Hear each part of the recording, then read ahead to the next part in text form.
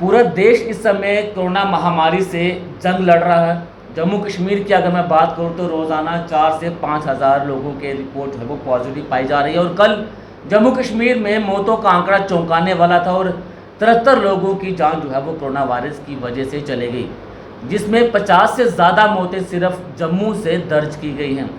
और डॉक्टरों की अगर मैं बात करूं तो तमाम डॉक्टर जो हैं वो अपनी सेवाएं देते हुए नज़र आ रहे हैं और अपनी जान को जोखिम में रख कर कोरोना जो पेशेंट आते हैं उनका इलाज करते हुए नज़र आते हैं। और बहुत सारे अभी भी ऐसे लोग हैं जो इस महामारी को हल्के में लेते हुए नज़र आते हैं, जिनकी वजह से रिपोर्ट जो है वो लोगों की पॉजिटिव आती है। पूरे जम्मू कश्मीर में इस समय लॉकडाउन है, मिनी लॉकडाउन लगा हुआ है, कोरोना कर्फ्यू है, लेकिन उसके बावजूद भी लोगों की रिपोर्ट पॉजिटिव लगातार आती जा रही है। तो क्या कारण है? अगर पूरे जम्मू कश्मीर में लॉकडाउन है उसके बावजूद भी लोगों की रिपोर्ट पॉजिटिव आ रही है, लोगों का जो संख्या है, मौतों की संख्या है वो भी बढ़ते जा रही है। क्या कारण है इसका? इसी पर बातचीत करने के लिए मेरे साथ डॉक्टर विशाल गुप्ता जी मेरे साथ मौजूद हैं। इनसे तमाम बातचीत करेंगे, कोरोना वायरस से जुड़ी हुई तमाम जानकारियाँ जो हैं वो आप तक पहुँचाएँगे और हमारा प्रयास भी यही रहता है कि कोरोना से जुड़ी हर कोई जानकारी आम जनता तक पहुँचाया जाए। डॉक्टर विशाल, आपका बहुत बहुत स्वागत है। आपका थैंक यू। डॉक्टर विशाल, पूरे जम्मू कश्मीर में इस समय कोरोना कर्फ्यू जो है वो इम्पोज्ड है, उसके बावजूद भी लगातार मामले बढ़ते जा रहे हैं, कमी जो है वो देखने को नहीं मिल रही। कल भी 73 लोगों की मौत जम्मू कश्मीर से दर्ज की गई है। तो क्या कारण है, क्यों लोगों की संख्या तब भी बढ़ती जाए? हालांकि अभी जम्मू कश्मीर में लॉकडाउन लगा हुआ है, कोरोना कर्फ्यू लगा हुआ है, उसके बावजूद भी लगातार मामले सामने आ रहे हैं। देखिए वरुण जी, ऐसा है, तीसरा हफ्ता है लॉकडाउन का। काफ़ी हद तक अब नए केसेस जो हैं वो आना कम हुए हैं। बिल्कुल। आप जिस तरह से कह रहे हैं कि अभी नंबर ऑफ़ केसेस जो हैं वो डेली बेसिस पे बढ़ रहे हैं, वो भी एक बिल्कुल सही बात है। उसका एक बड़ा बहुत ही जो इम्पोर्टेंट रीज़न इस वक्त जो हमें सबको पता है और वो सब नज़र आ रहा है, वो ये है कि इस बार जो स्ट्रेन जो इफ़ेक्ट कर रही है हम लोगों को यहाँ पे, उसका जो ट्रांसमिसिबिलिटी है वो बहुत हाई है। तो उससे क्या हो रहा है कि अभी जो है 90% तक देखा गया है कि इस बार जो वायरस हो रहा है 90% हाउस होल्ड कॉन्टैक्ट्स, जो घर के अगर 5 फैमिली के लोग हैं, एक कोई संक्रमित होता है तो 90 to 95% चांसेस है कि बाकी के 4 भी इन्वॉल्व हो जाएंगे। बिल्कुल। तो इतना ज़्यादा ट्रांसमिसिबिलिटी है। इसी वजह से अभी नंबर ऑफ़ केसेस जो हैं वो बढ़ते जा रहे हैं, क्योंकि वो जो पुराने संक्रमित हैं, जो पुराने इन्फेक्टेड हैं और उनके जो क्लोज कॉन्टैक्ट्स हैं, उनकी वजह जो है उनकी वजह से भी नंबर बढ़ रहा है। नंबर पर कहीं ना कहीं लापरवाही भी आप देखने को मिलेगी, जिसकी वजह से लोग अपने घरों से बाहर निकल रहे हैं, खुद भी संक्रमित हो रहे हैं और दूसरों को भी कर रहे हैं। देखिए, ये सुपर स्प्रेडर आपने सुना होगा, बड़े लोग कहते हैं सुपर स्प्रेडर की तरह बिहेव कर रहे हैं। यही एक रीज़न है सुपर स्प्रेडर की तरह कि देखिए, अब आपके घर में एक इन्फेक्टेड पर्सन है और आपको अगर कोई माइल्ड सिम्टम भी है या सिम्टम नहीं भी है, बट बड़ा हाई प्रोबेबिलिटी है ना कि आप भी इन्फेक्टेड हैं। आप घर से निकल रहे हैं, आप बाज़ार जाते हैं, आप सामान लेते हैं, आप अपना डेली कोर्स करते हैं, सारा कुछ करते हैं डेली काम, फिर वापस आते हैं। अनफॉर्चुनेटली अब तो थोड़ा डर की वजह से भी है। पीछे 15 दिन पहले तक मुझे भी पता और आपको भी पता है, हम लोगों ने सबने जम्मू में मास्क पहनना छोड़ ही दिए थे। बिल्कुल। तो अब मार्केट जाते हैं, आप दुकान पे जाते हैं, सब्जी खरीदते हैं, किराना खरीदते हैं, कुछ भी लेते हैं, कहीं भी जाते हैं, अपने वर्क प्लेस पे जा रहे हैं, कुछ कर रहे हैं।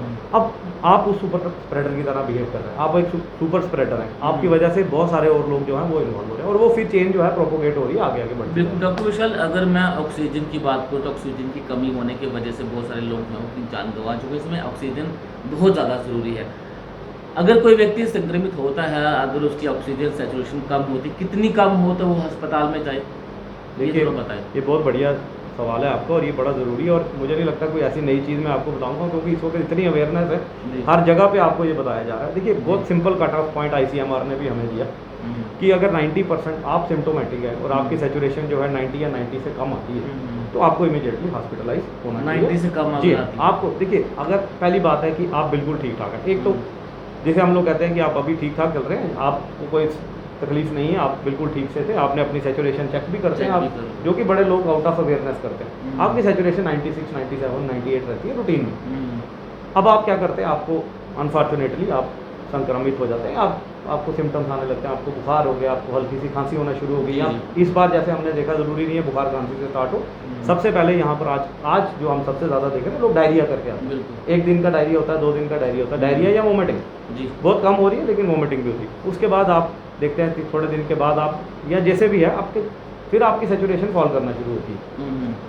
लेकिन अगर आप उस वक्त उसको वॉच करते करते करते देखिए आप अगर 90 या 90 से कम कभी भी आते हैं तो वो एक आपके लिए रेड फ्लैग साइन होना चाहिए कि अब आपको हॉस्पिटल में जाना ही जाना है आपको। उसके बाद आपने कुछ ना तो आपको घर बैठ के डोमिसिलरी ऑक्सीजन का इंतजाम करना चाहिए, ना ही बिना किसी की राय लिए हुए आपको खुद को ट्रीट सेल्फ ट्रीटमेंट नहीं करना। देखिए वरुण जी, सबसे इंपॉर्टेंट बात मैं आपको बता दूं जो हमारे पूरे एरिया में, हमारे पूरे प्रोविंस में जो देखी जा रही है और जो सबसे बड़ी हमारे लिए ट्रबलसम है, वो ये है कि लोग सेल्फ मेडिकेट करें। बिल्कुल, लोग खुद से मेडिसिन खरीद के खाते हैं, केमिस्ट से पूछ के लेते हैं। देखिए ऐसा नहीं है, ये बिल्कुल गलत है। इसको सिंपल में जो है हल्के में लेने वाली बीमारी नहीं है कि आप जाएँ केमिस्ट के पास दवाई लें, और उससे क्या होता है वो जो क्रूशियल टाइम, जो लाइफ सेविंग टाइम है या लाइफ सेविंग पीरियड है ना हमारे पास, वो ख़त्म होता जाता है। अब वो पहले 5, 7, 8 या 10 दिन जो हैं वो वहाँ ज़ाया करके आ जाते हैं, आपके ज़ाया हो जाते हैं। फिर आपको क्या होता है जब आपकी देखिए सैचुरेशन फॉल होने का मतलब क्या है मैं आपको बताता हूँ। वरुण आप बताओ मुझे क्या समझते हो आप, सैचुरेशन का फॉल होने का मतलब क्या है? ये लोग ये भी समझते हैं कि मुझे शायद हो सकता है मुझे कमजोरी है, बुखार है, इसकी वजह से मेरी ऑक्सीजन लेवल कम। ये लोगों की सोच, इसलिए वो सेल्फ ट्रीटमेंट लेते हैं। ये देखिए सैचुरेशन फॉल होने का मतलब आपके फेफड़े इन्वॉल्व हो रहे हैं। संक्रमण जो है वो अब जो है वायरस है उसके आपके फेफड़े पे अटैक किया, आपको कोविड निमोनिया हो रहा है। उसके बिना सैचुरेशन फॉल नहीं करेगा जी, जब तक आपकी लंग्स इन्वॉल्व नहीं है। पहले 5 दिन देखिए बड़ा सिंपल है, आप तो क्रोनोलॉजी समझ है सबको, डिजीज़ का एक प्रोसेस है, क्रोनोलॉजी है। इतने दिनों में ये सिम्टम्स हो रहे हैं, उसके बाद वो भी मैं अगर कहें तो आपको बताता हूँ। अगर आपको फीवर होता है, फीवर यूजुअली 1 से 2 दिन रह रहा लोगों में जी, उसके या डायरिया के साथ स्टार्ट होते हैं, फिर गले में खराश स्टार्ट हो जाती है जो 3-4 दिन रहती है, तब तक भी सब लाइट रहता है, लोग काम रहते हैं। 5वें 6ठे दिन तब तक सेल्फ मेडिकेशन भी शायद शुरू हो जाती है, जो कि एक फैक्ट है, लोग माने या ना माने।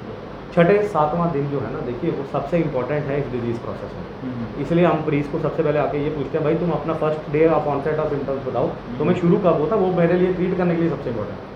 7वें या 8वें दिन से जो है आपकी लंग्स की इन्वॉल्वमेंट स्टार्ट हो जाती है। अगर कि आपको माइल्ड से ऊपर जाके मॉडरेट या मॉडरेटली सीवियर डिजीज़ हो गई, अगर तो आपको माइल्ड डिजीज़ रहा तो आपकी 7वें दिन के बाद रिकवरी भी स्टार्ट हो जाती है, तो आप रिकवर हो जाते हैं, आप उसी कैटेगरी में रहते हैं जिसमें कि 97% रह रहे हैं।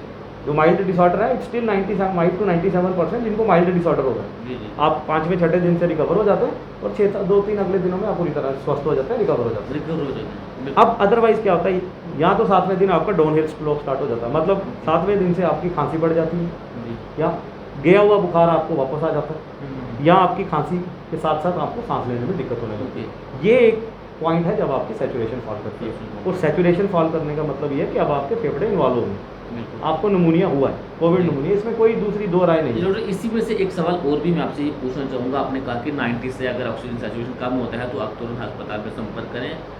अगर किसी कोई व्यक्ति को सिम्टम है भी हैं, उसे बुखार भी है, लेकिन उसके ऑक्सीजन सैचुरेशन जो है वो 90 से ऊपर है, 91, 92 तक पहुँच चुका है, तो उस व्यक्ति को क्या ट्रीटमेंट लेना चाहिए? बहुत बढ़िया, देखिए यही सबसे इंपॉर्टेंट चीज़ है। 90 एक कट ऑफ पॉइंट रखा गया है कि उसके नीचे आपकी जान को खतरा हो सकता है, बिल्कुल। तब आप 90 एक आर्बिट्ररी कट ऑफ पॉइंट है, ऐसा नहीं है कि 91% वाला सिक नहीं है, बिल्कुल, या 89% वाला जो है वो 90 वाले से बहुत ज़्यादा सिक है, ये एक आर्बिट्ररी कट। क्योंकि मैंने आपको अपनी एग्जांपल दी है, क्योंकि मैं भी सिम्टोमेटिक था, तो मेरी ऑक्सीजन लेवल 95 था, लेकिन मेरी रिपोर्ट पॉजिटिव। देखिए बड़ा सिंपल सा, इसके लिए बड़ा सिंपल सी एक चीज़ है जिसे हम लोग इसे कैटेगराइज करते हैं मॉडरेटली सीवियर डिजीज में, इसको कहते हैं 6 मिनट वॉक टेस्ट। आपकी सैचुरेशन 91 आ रही है, लेकिन जैसे मैंने आपको बोला आपने पहले घर पे चेक की थी, आपकी 95-96% रहती थी जी, बिल्कुल। अब आपकी 91 आ गई है, वो कट ऑफ पॉइंट 90 आर्बिट्ररी, ऐसा नहीं है कि 91 पे आप सिक नहीं है। क्या हुआ, आपकी 5% पहले फॉल कर गई, बिल्कुल, तो इसका मतलब आपकी इन्वॉल्वमेंट हुई। एक तो बड़ा इंपॉर्टेंट पॉइंट है, आपको उसी वक्त अपना रेड फ्लैग खड़ा करना चाहिए कि भाई मुझे अब ट्रीटमेंट की ज़रूरत है। दूसरा एक है 6 मिनट वॉक टेस्ट जिसे हम कहते हैं, आप अपनी सैचुरेशन प्रोब से सैचुरेशन चेक करिए, आपकी सैचुरेशन 92, 93 आ रही है, आप कंफर्टेबली घर बैठे, आप 6 मिनट चलिए जी, आप 6 मिनट चलने के बाद अपनी सैचुरेशन दोबारा चेक करें। अगर आपकी सैचुरेशन 5% से ज़्यादा फॉल करती है, इसका मतलब आपको मॉडरेटली सीवियर डिजीज़ है, आपको हॉस्पिटलाइज होना। बहुत सिंपल, बिल्कुल, कहीं कन्फ्यूजन रहने की ज़रूरत ही नहीं है कि अभी तक मैं 92 पे हूँ तो मुझे ट्रीटमेंट देना नहीं। अगर आप कह रहे हैं कि उसको अस्पताल जाना पड़ेगा, लेकिन डॉक्टर उसे एडमिट नहीं करेंगे, क्योंकि उनका कहना है कि 90 से कम आपकी ऑक्सीजन नहीं है, तो आप उस व्यक्ति को अगर उसको घर पर ही आपको उसको इलाज करना है, तो वो अपने घर पर बैठे हुए किस तरह से अपने आपको ट्रीटमेंट, देखिए क्या ट्रीटमेंट ले, अगर मॉडरेटली सीवियर डिजीज़ वाला पेशेंट जिसको मतलब 7 से 8 दिन, 7 दिन को तो आप लेके चलिए, वो एक सबसे बड़ा स्तंभ है, एक first thing to do is आपको ये याद रखना है, आपको 7वें दिन भी सिम्टम्स आ रहे हैं, आपको 7वें दिन खांसी रह रही है, आपका गया हुआ बुखार तेज बुखार वापस आया या आपका बुखार नहीं टूटा और फिर आपको सांस चढ़ना शुरू हो गया, तो उस वक्त जो है सेचुरेशन आपको, आप 93 रह रहे हैं और आपकी 6 मिनट वॉक टेस्ट पे 5% से ज़्यादा फॉल कर रही है, आपको एडमिशन लेने की ज़रूरत है। वो एक इंडिकेशन है कि आप जो है moderately severe to severe disease की तरफ जाएंगे। बिल्कुल ठीक है, ये चीज़ें आप घर पे सिंपली कर सकते हैं। अब तो पल्स ऑक्स भी सबके पास है ऑलमोस्ट। दूसरा देखिए, आपको ये सेल्फ मेडिकेशन का कंसेप्ट निकालना पड़ेगा। आज जैसे हमारे पास ट्रायल सेंटर है, सारे ट्रायल सेंटर शुरू हो गए, आप फर्स्ट डे फीवर होता है आप जाइए ट्रायल सेंटर पे जाइए, आपको फीवर है, आपको छोटी मोटी हल्की खांसी है, आपकी सेचुरेशन बहुत बढ़िया है, तो डिजीज़ प्रॉब्लम तो 7वें दिन से स्टार्ट होनी है। फर्स्ट दिन से किसी की सेचुरेशन गिरनी नहीं है, जब तक कि डिजीज़ जो है या बीमारी या जो आपके फेफड़ों को इन्वॉल्व नहीं करेगी तब तक तो सांस का कुछ होना नहीं। तो तब तक तो ये भी नहीं सोचना कि मैं खुश भी नहीं होकर बैठ सकते कि भाई मुझे कुछ हो रहा नहीं। तो आप वहाँ जाइए, अपना ट्रायल्स में आप दिखाइए, आपका फीवर के जब आपका टेस्ट करते हैं आपका रैपिड टेस्ट नेगेटिव आ जाता है या RT-PCR में नेगेटिव। बिल्कुल, मैं इससे जुड़ा हुआ एक सवाल मैं आपसे पूछना चाहूँगा। ये हर कोई व्यक्ति ये सवाल पूछना चाहता है, एक डाउट है जहन में, ये चीज़ हर व्यक्ति के जहन में ये चीज़ है कि अगर मैं अपनी बात करूँगा कि मैंने अपना जब टेस्ट करवाया, मुझे जुकाम हुआ, मेरे घर पे फंक्शन था, तो मैंने सोचा चलो मैं अपना टेस्ट करवा लेता हूँ। मैंने रैपिड करवाया, रैपिड में मेरी रिपोर्ट जो है वो पॉजिटिव आई, लेकिन उसके बाद उसी दिन मैंने RT-PCR भी करवाया, 2 दिन के बाद मेरी रिपोर्ट नेगेटिव आती है। अब मेरे दिमाग में अब क्या रहेगा कि मैं पॉजिटिव हूँ या मैं नेगेटिव हूँ? मेरे दिमाग में वो चीज़ नहीं रहेगी कि नहीं मेरी रिपोर्ट वहाँ पॉजिटिव आई है, ये नेगेटिव है। अगर ऐसा इंसिडेंट किसी से होता है तो उस व्यक्ति को क्या करना चाहिए? देखिए, आपकी जो कन्फ्यूजन है बिल्कुल जायज़ है। ये इसके लिए बहुत डिफरेंट एस्पेक्ट्स पे बात होती है, बड़ी डिस्कशन होती है। देखिए, रैपिड टेस्ट जो है ना उसकी सेंसिटिविटी 50 से 60% के करीब है। दैट मीन्स कि 100 में से 50-60 को ही वो पकड़ पाता है, 30 से 40 वो मिस होंगे नहीं। उसी तरह से RT-PCR जो है उसकी सेंसिटिविटी जितनी सारी जगह पे ग्लोबली जो देखी गई है, इट इज़ अबाउट 60 to 70% कि 60-70% केसेस को निकाल देता है, 30 से 40% उससे भी मिस होंगे। जी, मैं आपको एक बात बता दूं, जो क्लियर कट गाइडलाइंस है, अगर आपका रैपिड टेस्ट पॉजिटिव आता है तो आपको अपने आप को पॉजिटिव कंसीडर करना, RT-PCR की ज़रूरत ही नहीं है। अगर रैपिड में अगर रिपोर्ट पॉजिटिव आती है, हाँ जी, तो आप पॉजिटिव ही हैं, आपको RT-PCR नहीं कराना है। आप रैपिड नेगेटिव हैं और आपको सिम्टम्स हैं तो आपको RT-PCR कराना है, श्योर होने के लिए कि मुझे डिजीज़ है कि नहीं है। मान लीजिए आपका RT-PCR पॉजिटिव आ गया तो आप डिजीज़ है, आपको मानना पड़ेगा। आपका RT-PCR भी नेगेटिव आ जाता है दूसरी बार, लेकिन स्टिल आपको सिम्टम्स है, तो फिर देखिए हमारे पास जो हथियार बचता है ना वो है HRCT टेस्ट। ओके, उसके बाद और HRCT की भी टाइमिंग है, ये नहीं है कि आप बड़े लोग, आप देखिए ऐसा पैनिक सिनेरियो ये है कि लोगों को आई फीवर होता है, 3rd डे CT स्कैन करा लेते हैं। वो भी एक अच्छी चीज़ है, वो आपको एक बेसलाइन CT दे सकता है कि शायद मेरे अभी तक कुछ नहीं था, इतने दिन पहले मेरी बिल्कुल ठीक है, दो वो एडवाइजेबल नहीं है। CT में फाइंडिंग्स आपकी एंड ऑफ फर्स्ट वीक ही आएंगी, 7वें दिन या 7वें दिन के बाद ही आएंगी, जब तक कि वो डिजीज़ प्रोसेस ने आपके फेफड़ों को इन्वॉल्व नहीं किया, जब तक जैसे कहते हैं कोविड नमूनिया आपको नहीं हुआ है, ऑनसेट या शुरुआत नहीं हुई है, तो आप उससे पहले कराएंगे तो भी कोई फ़ायदा नहीं है। और अगर आपको श्योर होना और आपको देखिए, अगर आपको माइल्ड डिजीज़ हुआ, आपके दोनों चीज़ें नेगेटिव आई, आपने अपने आप को देखिए आज की डेट में डिक्टम मैं आपको बता दूं, आज रूल ये है कि take every fever, consider every upper respiratory as a COVID until prove otherwise. अगर आप सबसे बेहतरीन सिचुएशन उसमें ये है कि आप अपना टेस्ट आइसोलेट हो जाइए, अपने ट्राई सेंटर से या अपने फैमिली फिजिशियन से या जो भी आपके डॉक्टर हैं उनसे बात करके अपनी दवाइयाँ स्टार्ट करिए, जो वो आपको स्टार्ट करते हैं। प्लीज़ सेल्फ मेडिकेट मत करिए और अपनी प्रोग्रेशन को देखिए। 7 से 10 दिन में अगर आपको खांसी 7वें दिन नहीं बढ़ती है, आपको सांस लेने में दिक्कत नहीं होती है और आपको रिकवरी पाथ के ऊपर चलते हैं, कुछ पता चल जाता है, तो आप 10 दिन के बाद अपना रिपीट RT-PCR या रिपीट डाइट करा के देखिए, या 14th डे पे नेगेटिव आते हैं तो आप कंसीडर करिए कि आप बिल्कुल ठीक है, आप बाहर जाने के काबिल हैं, आप घर वालों से मिलने के काबिल। नहीं तो पहले तक आपको आइसोलेटेड रहना है। और अगर 7वें दिन तक आपको खांसी रहती है या बुखार गया हुआ ठीक हुआ वापस आता है या बुखार और तेज़ हो जाता है और सांस लेने में दिक्कत होती है, तीन ही चीज़ें इंपॉर्टेंट, तो आपको इमीडिएटली अपना CT कराना है। अगर आपको नमूनिया होगा तो CT में जो एटिपिकल वायरल नमूनिया 100% कंफर्म हो जाए कि आप पॉजिटिव हो या नहीं है। जी बिल्कुल, वो फिर उस वक्त ये जो सीरो बेस्ड टेस्ट हैं इनकी कोई वैल्यू नहीं रह जाती।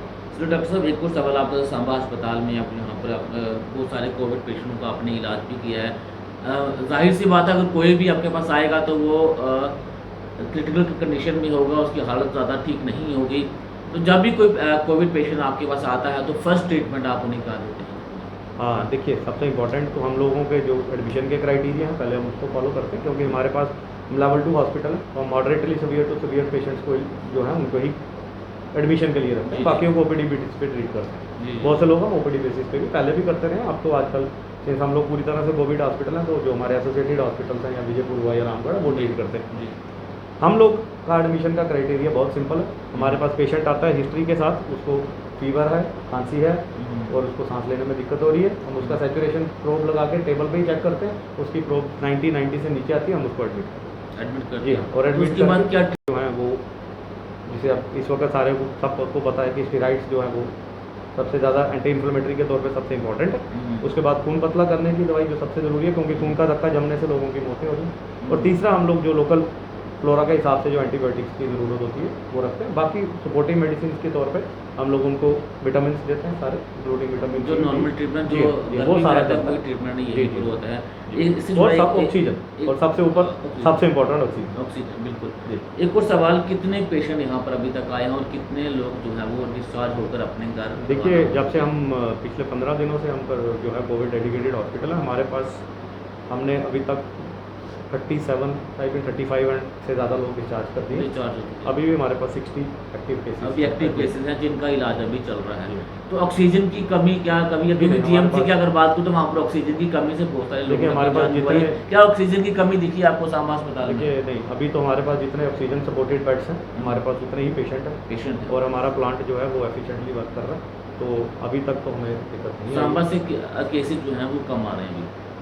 हाँ देखिए, मैं एक बात और है अब, क्योंकि सांबा तो बीच में आता है, एक साइड कठुआ एक साइड जम्मू, तो जब हमने शुरू किया था, मैं आपको बता दूं वरुण जी, हमारे पास जम्मू से बहुत पेशेंट थे और कठुआ से बहुत सारे पेशेंट थे। अभी भी प्रोपोर्शनेटली हमारे डिस्ट्रिक्ट सांबा में कुछ 1-2 बेड से हमारे ज़्यादा पेशेंट थे। लोकल टाउन की अगर मैं बात करूँ तो अभी हमारे पास सांबा के बहुत कम पेशेंट हैं। ये टाउन की बात करूँ मैं, तो पेरीफेरी से हमारे पास घोड़ा सलाखिया से और या हमारे पास ज़्यादा रामगढ़ बेड्स हैं।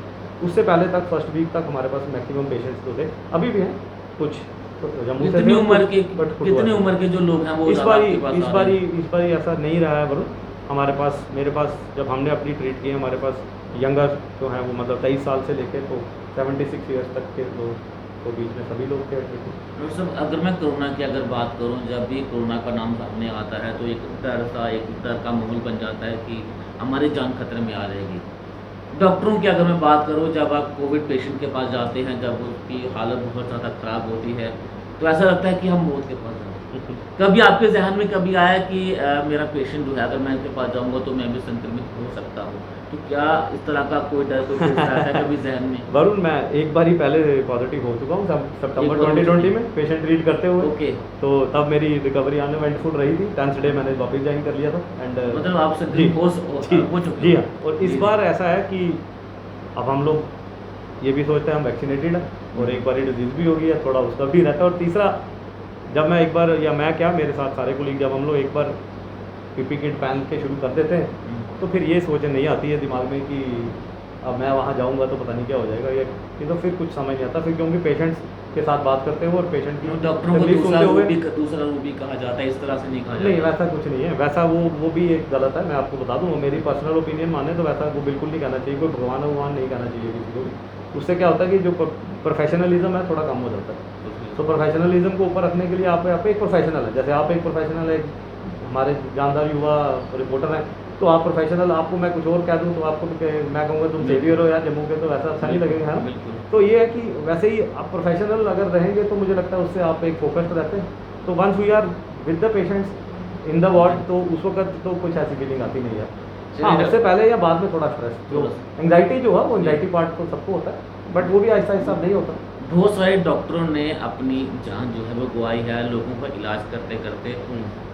आज भी जो के अग्रवाल जी हैं, जो एक सीनियर डॉक्टर हैं, और रोज़ाना लाखों लोग उन्हें फॉलो भी करते थे, वो ट्रीटमेंट बताते थे, रोज़ाना लाइव आते सोशल मीडिया के माध्यम से लोगों को अवेयर करते थे आपको कोरोना से किस तरह से जीत हासिल करनी है। लेकिन आज दुखद कोरोना वायरस की वजह से आज उनकी मौत हुई है। अब ये बताएं कि अगर जिस व्यक्ति को पता है मुझे कोरोना से किस तरह से लड़ना है, वो सब जानता है, लेकिन वो खुद कोरोना से हार जाता है। देखिए वरुण, की बहुत इससे एक बहुत सीखने की बात है कि वो पद्मश्री थे, पास्ट प्रेसिडेंट थे IMA के, बहुत ही डिस्टिंग्विश्ड पर्सनैलिटी थे, पूरा इंडिया सुनता था उनको। बिल्कुल सुनता, लेकिन मैं खुद उन्हें फॉलो करता देखिए, हूँ उन्हें मैं। इससे सबसे ज़्यादा इंपॉर्टेंट समझने की बात यह है कि डिजीज़ से ऊपर कोई नहीं है। कोई नहीं। आप ये मत सोचिए कि किसी एक सेक्शन को, किसी एक ग्रुप को, किसी एक लोग को, किसी को वो इन्वॉल्व करेगी और बाकी को नहीं। आप डॉक्टर के अग्रवाल साहब के बारे में बात कर रहे हैं, देखिए कल की डेट में वरुण 50 डॉक्टर जो हैं वो मरे हिंदुस्तान में, 50 मरे हैं, कल का डाटा है। 777 से ऊपर तक, 750 से ऊपर तक अभी तक का पूरा जो है वो नंबर हो गया। ये वो नंबर है जो कोविड के पेशेंटों का इलाज करते हुए कोविड ड्यूटीज पे ट्रीट होते होते कोविड से जिनकी डेथ हुई। बिल्कुल 50 का नंबर सिर्फ कल का है, 50 लोग। जी हाँ, ये आप कहीं से भी वेरीफाई कर लीजिए। बस ये इंपॉर्टेंट समझने वाली बात है कि डिजीज़ जो है वो किसी को नहीं छोड़ती। जब ये किसी को, जब जिसको होना हो गया तो उसको, देखिए मैं सिंपल सी एक रिक्वेस्ट कर रहा हूँ, प्लीज़ घर पे मत बैठिए, छुपाइए मत। और आपको घर पे किसी एक को हुआ है तो खुद फटाफट से आइसोलेट हो जाइए। घर बैठ के इस खुशफहमी में नहीं रही है कि मुझे नहीं होगा, बिल्कुल, या मेरे घर पे किसी और को नहीं होगा। इसने किसी को नहीं छोड़ा, इसने डॉक्टर को नहीं छोड़ा, इसने किसी अमीर गरीब हर किसी को उसने अपनी चपेट में लिया। और इसी की इस बार नंबर बढ़ने की एक सबसे बड़ी वजह भी यही है कि पूरी फैमिलीज इन्वॉल्व हो रही है। हमारे पास एडमिशन में, मैं आपको बताता हूँ, हमारे पास 5-4 लोग एक ही फैमिली के थे, जो 4 सिख थे। और इस बार सबसे बुरी बात ये थी कि जो यंग हैं वो सिख हैं, जो बुजुर्ग हैं वो कुछ कर नहीं सकते उनके लिए, और यंग जो है वो सिख पड़े हैं बेड में। पिछली वेव तक जब था, सबने देखा 60 ईयर्स एंड अबव ज़्यादा इन्वॉल्व हो रहे थे, वहाँ पर यंग लोग थे टेक केयर करने के लिए। आज यंग ज़्यादा इन्वॉल्व हो रहे हैं। जो सबसे ज़्यादा प्रोडक्टिव एज ग्रुप वाले लोग हैं 24-25 साल से 40 ईयर्स तक, जो सबसे ज़्यादा काम करते हैं, काम भी वही करते हैं, कमाते भी वही हैं बेचारे घर के लिए, वो सबसे ज़्यादा इन्वॉल्व हुए। तो इस बार जो है एक ट्रेंड बिल्कुल अलग तरह का है। डॉक्टर समय बहुत कम है, जाते जाते आखिरी में जम्मू कश्मीर की जनता को क्या मैसेज आप देना चाहेंगे? किस तरह से इस कोरोना महामारी से हम जीत हासिल करेंगे? एक छोटा सा एक गुरु मंत्र। देखिए, सबसे सिंपल सी बात है अवेयरनेस। सबसे इंपॉर्टेंट चीज़ है कि अपने खांसी जुकाम को लाइटली मत लीजिए। जी, मैं आपको इस वक्त मैं आपको कहूँगा, आपको एक दिन का डायरिया होता है, लूज मोशन लगती है या खांसी होती है, जुकाम होता है, उसको लाइटली मत लीजिए। केमिस्ट से लेके प्लीज़ हाथ जोड़ के आपको मेरा विनम्र निवेदन है सबसे कि खुद सेल्फ मेडिकेट मत करिए। मैं एक बात और आपके माध्यम से बताना चाहता हूँ, शायद ये लोगों को काम आ जाए। हमने इस वक्त बहुत प्रैक्टिकली हमने ये देखा है, लोग क्या कर रहे हैं, खुद टेस्ट करवाते हैं, उसमें विडाल का टेस्ट जो टाइफाइड के लिए होता है वो कराते हैं, और अपने आप को केमिस्ट से टाइफाइड के लिए ट्रीट कराना शुरू कर दे रहे हैं। ये जितने भी मेरे पास, अगर मैंने 20 से 30 सिक पेशेंट जो देखे, उनमें से 5 से 7, 10 ऐसे थे, 5, 7, 8, 9 ऐसे थे कि जो टाइफाइड के लिए ट्रीट हो रहे थे। मैं आपको एक बात बता देता हूँ, इस वक्त टाइफाइड कोरोना में false positivity rate is very high, वो फॉल्सली पॉजिटिव आता है। प्लीज़ खुद से टेस्ट मत कराइए। आप अपने ट्रायल सेंटर्स में, अपने डॉक्टर से, आप अपने फैमिली फिजिशियन से, किसी से भी राय लेके कराइए, क्योंकि इस वक्त कोई भी आपको गलत राय नहीं देगा। पीपल, आप इस वक्त हम उस स्टेज में है कि हम लोग अवॉइड नहीं करते कि मैं इसको अवॉइड करूँगा, लोग कहते हैं इसको पता चल जाए ताकि इसको आगे जाके और दिक्कत ना हो। आप सेल्फ मेडिकेट मत करिए। यही एक रीज़न भी है हमारे यहाँ लेट प्रेजेंटेशन, जो हमारे नंबर ऑफ डेथ्स आप बढ़ रही हैं। आप मुझे पूछ रहे थे पहले कि हमारे पास क्यों नंबर ऑफ डेथ्स यहाँ पर ज़्यादा हैं, तो जो टीम एक्सपर्ट्स की आई थी वो भी थी, जो हमने भी देखा वो यह था कि यहाँ पर लेट प्रेजेंटेशन है, लोग तीसरे हफ्ते में आ रहे हैं, जबकि लंग्स का स्कोर जो CT स्कोर होता है, जब ज़्यादा बीमारी आ जाती है उसके बाद वो फिर जब 70 से 80% तक या 90% तक फेफड़े जो है निमोनिया से ग्रसित हो जाते थे, उस वक्त आने से का मतलब तो फिर इनएविटेबल है, सबको पता क्या होने वाला। तो आप अर्ली ट्रीटमेंट लीजिए। पहले तो अर्ली आप अपने सिम्टम्स को समझिए, ट्रायल में जाइए, बात करिए, बहुत सिंपल। आप 5 दिन अपने आप को 6 दिन देखिए, दवाई जो उन्होंने दी है वो खाइए, विटामिन जो भी देते हैं वो आपको। 7वें दिन आपकी खांसी आपको बढ़ती है, आपका फीवर वापस आता है या अपना तेज़ हो जाता है, या आपको सांस लेने में दिक्कत होती है, तो सिंपल सा तरीका, अपने नियर बाय कोविड हॉस्पिटल में जाइए, वहाँ पे आपका CT होगा, आपके बाकी टेस्ट होंगे और उस हिसाब से ट्रीट होएगा। और अगर जितनी जल्दी आप ट्रीटमेंट शुरू करते हैं उतनी जल्दी आपकी रिकवरी और उतनी अनइवेंटफुल रिकवरी है, ये भी याद रखिए। जितना लेट आते हैं मॉडरेटरी सीवियर से या सीवियर डिजीज़ में आते हैं, तो फिर पोस्ट कोविड कॉम्प्लिकेशन की उतनी ज़्यादा बढ़ती है। बिल्कुल, आधे लोग ऐसा भी नहीं है कि हम यहाँ से ठीक करके भी भेजते हैं, फिर किसी को धक्का जमने से दिक्कत हो रही है, किसी को हार्ट अटैक आने से हो रहा है, लेकिन फिर भी मौतें हो रही है। तो जो पोस्ट कोविड कॉम्प्लिकेशन है वो भी एक बड़ा इंपॉर्टेंट एस्पेक्ट है। चलिए डॉक्टर जी साहब से बातचीत करने के लिए आपका बहुत बहुत शुक्रिया डॉक्टर विशाल। तो डॉक्टर विशाल से हमने कोविड से जुड़ी तमाम वो जानकारियां जो हासिल की हैं, जो जनता के लिए बहुत ज़्यादा ज़रूरी हैं, और सबसे अहम बात ये है कि सेल्फ ट्रीटमेंट आप मत करें। अगर आपको कोई सिम्टम आता है, आप हेल्पलाइन नंबर जो है वो आप तक पहुंचा दिए गए हैं, अपने डॉक्टर से, अपने किसी भी जो जानकार है कोविड का, उससे संपर्क ज़रूर करें, सेल्फ ट्रीटमेंट ना करें, इससे आपकी हालत ख़राब हो सकती है। तो गुरु मंत्र आपके लिए, सबके लिए यही है। तमाम डॉक्टर्स, प्रशासनिक अधिकारी यही संदेश दे रहे हैं कि हमें 2 गज की दूरी रखनी है, हमें मास्क पहनना है, हमें सैनिटाइज़र का यूज़ करना है और सोशल डिस्टेंसिंग से हमें दूर रहना है, हमें सोशल डिस्टेंसिंग का पालन करना है। किसी के पास अगर हम खास बातचीत करने के लिए जाते भी हैं तो हमें सोशल डिस्टेंसिंग के साथ साथ हमें मास्क पहनना है, हमें सैनिटाइज़र का यूज़ करना है। और सबसे अहम बात, अगर आपको ज़रा सा भी खांसी या बुखार या किसी भी तरह का अगर आपको सिम्टम दिखाई देता है तो तुरंत डॉक्टर से संपर्क करें और जितने भी हेल्पलाइन नंबर आप तक पहुंचाए गए हैं उन पर संपर्क करें और सेल्फ ट्रीटमेंट ना करें। अगर आपके पास या कोई भी सुझाव है या कोई भी सवाल अगर आप पूछना चाहते हैं तो कमेंट बॉक्स आप सबके लिए खुला हुआ है। अगर आप कोई भी सवाल पूछना चाहते हैं तो कमेंट बॉक्स में अपना सवाल छोड़ सकते हैं। फिलहाल बने रहें द पब्लिश के साथ। धन्यवाद।